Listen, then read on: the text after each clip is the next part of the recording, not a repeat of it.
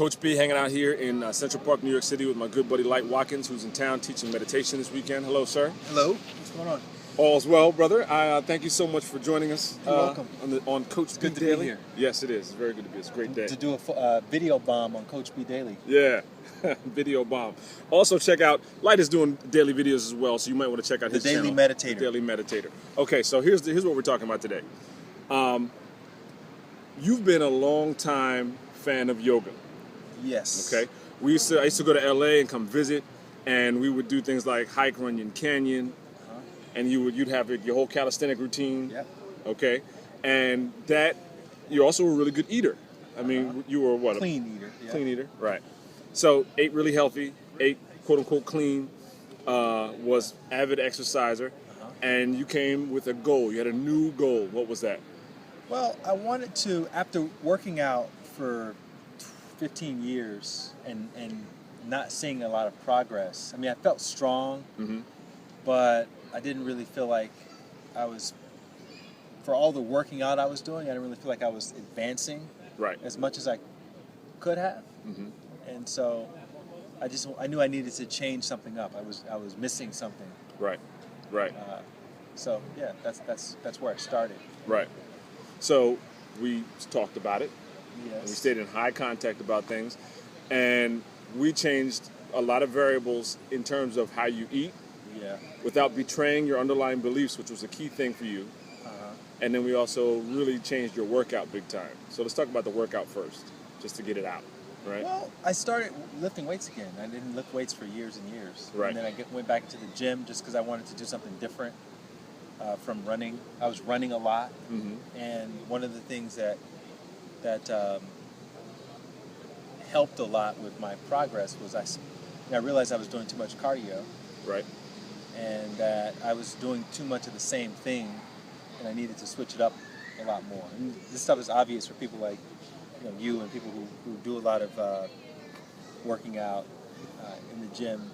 There's a science to it, and so I just kind of started tapping into that. Yeah. And I mean, I agree with you, and it's kind of funny to say too much cardio because it depends on your goal. If you want to be a marathoner, then you weren't doing too much cardio. correct. Right. So, But if you look at the marathon guys, well, that's my point. Is they that all look like little, Right. Ethiopian. that's the thing. types. You had a goal. Yeah. Your goal went from I'm here now, I'm healthy, Yeah. and your goal switched, and based on the goal that you had, or at least the idea of the direction you wanted to move in, we had to change variables. So too much cardio is not really For me. for that goal. Yeah, for Right. that goal. Yeah. At that time.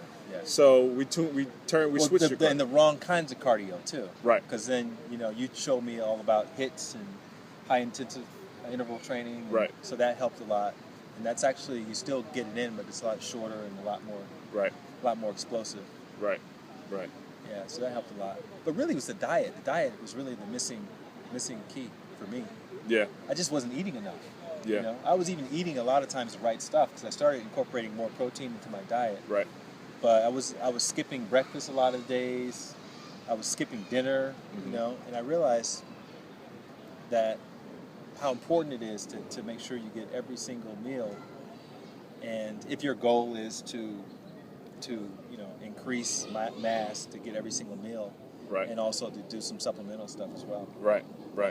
So you talked about increasing your protein, and how did you do that? What would you call your underlying dietary beliefs? Well, one thing you would say that really stuck with me was you would say that carbs and fats never meet. And when I started to apply that to Right. every single meal, so the way I was combining my foods, that's where I saw the biggest changes. Right. Because I would always, I had this little, I was like a thin guy, but I had this little fat around here, Right. and I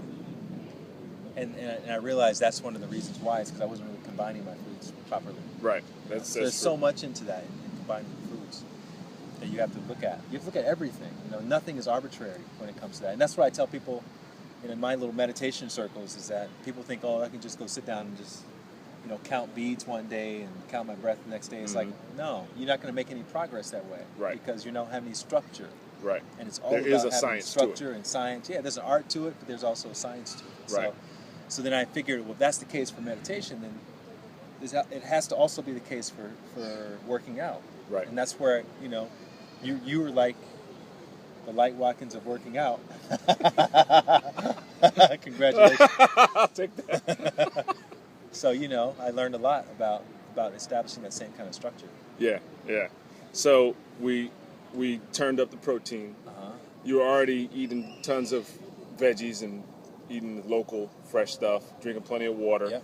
You were an avid tea drinker. Yep. So a lot of the core elements were already included in your diet. And what we did was start talking about amounts and timing, Right. which was a big deal. Right.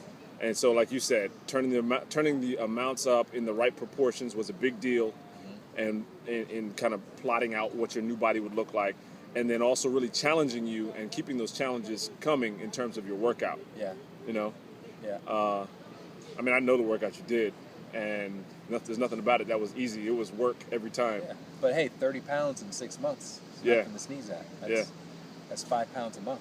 That's incredible. Which is apparently, in terms of working out world, that's a really large gain. Yeah, it was fantastic, man. It was like hitting a switch. Yeah.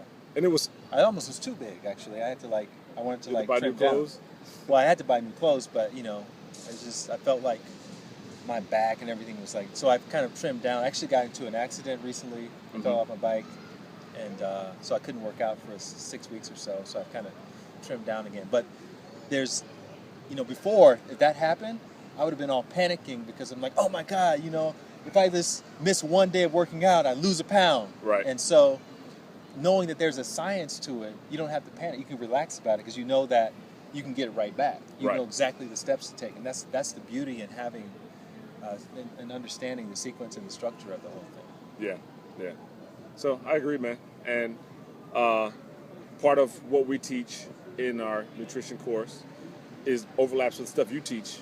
We actually brought you in on the Eating for Abs course. One of the lessons is a lesson that we shot here in New York on meditation in terms of fat loss and reducing body fat. We talked about how stress really impacts. People have no idea how much stress actually adds to that tire around their belly development happening. Right. So hold on, don't give it away. We're actually going to record 2 videos here today, and this will be part